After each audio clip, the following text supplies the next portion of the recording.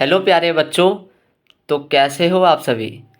आओ 2 मिनट के अंदर हम ये समझने का प्रयास करें कि बैक्टीरिया के अंदर, प्रोकैरियोट के अंदर मीज़ोज़ोम का क्या मतलब होता है।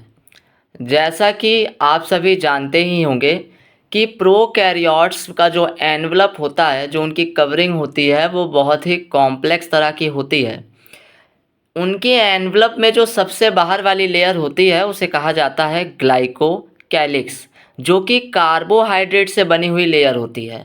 उसके बाद उससे अंदर की तरफ जो लेयर होती है उसे कहा जाता है सेल वॉल, जो कि पेप्टिडोग्लाइकन से बनी हुई होती है। और पेप्टिडोग्लाइकन पॉलीमर होता है नैग और नैम का, एन एसिटाइल ग्लूकोसेमाइन और एन एसिटाइल म्यूरामिक एसिड का। और सबसे अंदर की तरफ जो लेयर होती है बच्चों, उसे क्या कहते हैं? उसे कहते हैं सेल मेम्ब्रेन। बैक्टीरिया का जो सेल मेम्ब्रेन होता है उसमें हमें अंदर की तरफ कुछ उभार देखने को मिलते हैं।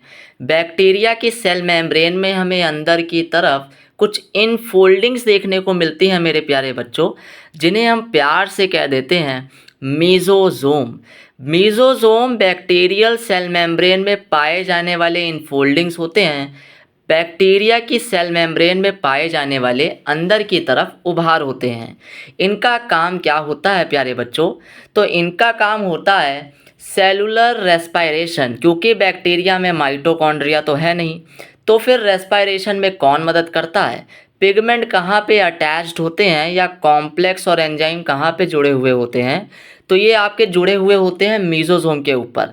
इसके अलावा प्यारे बच्चों ये मदद करता है डीएनए रेप्लिकेशन और सेल डिवीज़न में। जो बैक्टीरिया का डीएनए होता है, न्यूक्लियोइड होता है, उसको डिवाइड करने में मदद करता है। और जो बैक्टीरियल सेल है उसमें कहीं ना कहीं साइटोप्लाज्मिक डिवीज़न में भी मदद करता है।